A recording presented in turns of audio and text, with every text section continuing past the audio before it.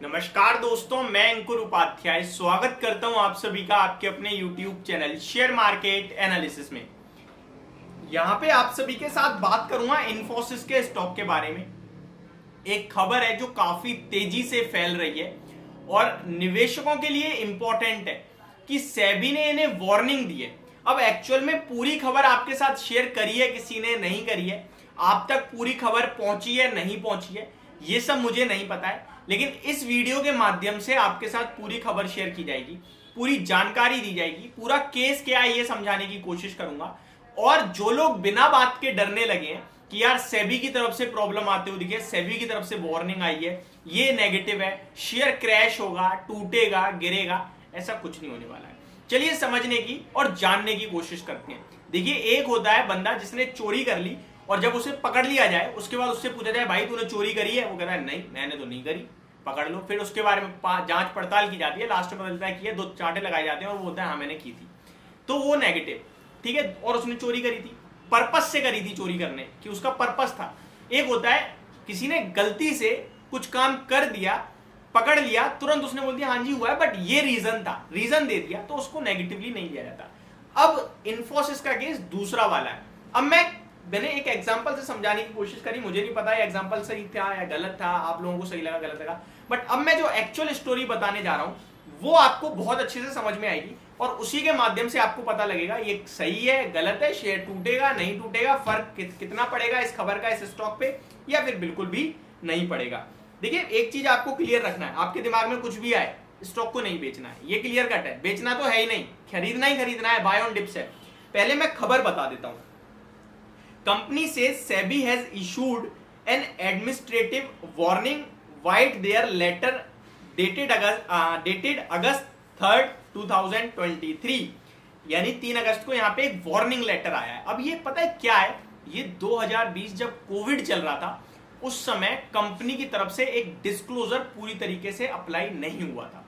Company जो भी करती है ना, डिस्क्लोज करना होता है उन्हें वेबसाइट पे जाकर, कंपनी ने वो चीज नहीं करी थी। जब सेबी ने पूछा, कंपनी ने क्लियर कट बोला हाँ जी उस समय हमने नहीं किया था, उसके पीछे रीजन है, क्योंकि कोविड जब चल रहा था तो आप सभी को पता है महामारी थी, बड़ा खतरनाक समय था वो, और हम लोग उस समय हमारे जो इंफॉर्मेशन जो हमारी आईटी डिपार्टमेंट है उस समय पूरी तरीके से सफल नहीं था कि वो अपडेट दे पाए, और वो अपडेट हम पोस्टपोन करते हैं और पोस्टपोन करने के बाद हम भूल गए, और यहां उन्होंने तुरंत कबूल करा हाँ जी ऐसा हुआ है। बट सारा रीजन ये था कोविड के समय पे वो अपडेट नहीं हो पा रही थी, कुछ आप आईटी सॉफ्टवेयर है उस समय प्रॉब्लम चल रही होगी, कोई भी वो प्रॉब्लम चल रही थी जिसकी वजह से हम एट द टाइम डिस्क्लोज नहीं कर पाए और आगे हमारे दिमाग से निकल गई वो बात। ये पूरा सिनेरियो था, ये पूरा केस था जो अभी सामने आ रहा है। तो यहां इतना बड़ा कोई मैटर नहीं है जहां पे आपको डरना हो, घबराना हो, शेयर क्रैश जैसे ख्याल आ रहे हो, कुछ नहीं होने वाला।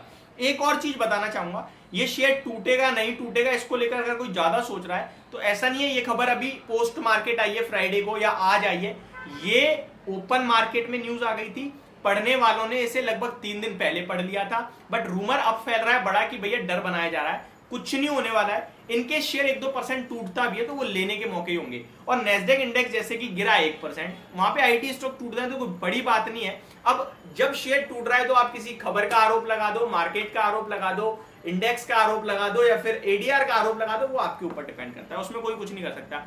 या अब मान के चलो किसी कंपनी के खराब नंबर्स आए, शेयर टूट गया, बाजार भी टूट गया है, तो आप ये कह लो खराब नंबर्स पे टूट रहा है, आप ये कह लो बाजार के दम पर टूट रहा है, जो कहना है कह लो, लेकिन शेयर टूट रहा है बस। अब रीजन मत दो उसे, कोई चीज चलने दो।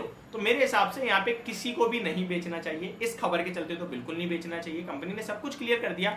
दूसरी बात, ब्लू चिप स्टॉक है वैसे ही नहीं बेचना चाहिए। तीसरी बात, इस दाम पे आपको भारत की सेकंड लार्जेस्ट आईटी कंपनी मिल रही है जो खराब नंबर पेश कर रही है और आगे का गाइडेंस खराब दे रही है, इसीलिए ये शेयर आपके लिए इतना सस्ता है। अदरवाइज इस शेयर की वैल्यू 1600 रुपए होती है, इस समय मैं आपके साथ शेयर कर रहा हूँ, लेकिन क्योंकि प्रॉब्लम है इसलिए शेयर का प्राइस सस्ता है। अब प्रॉब्लम नहीं होगी तो शेयर का प्राइस भी सस्ता नहीं होगा, आपके ऊपर डिपेंड करता है आप अच्छी क्वालिटी का शेयर खराब समय में खरीदते हो या अच्छी क्वालिटी का शेयर खराब समय में बेचते हो, वो आपके ऊपर है। आप एक दिन इस शेयर को खरीदने के लिए दौड़ोगे लाइन में, मुझे पता है, बट वो समय तब होगा जब सब लोग खरीदने के लिए चिल्ला रहे होंगे, शेयर का भाव महंगा होगा, नंबर्स अच्छे आ रहे होंगे, चौतरफा पॉजिटिविटी होगी, बट शेयर का भाव महंगा होगा। तो ये आप याद रखना। मुझे लगता है एक असली समझदार इन्वेस्टर वही है, निवेशक वही है जो गिरावट में क्वालिटी स्टॉक्स को पकड़ता है। ये मेरी तरफ से आपके लिए पूरी जानकारी। होप आपको सब कुछ समझ और पसंद होना आया होगा। Thank you so much for watching this video. Have a great day guys.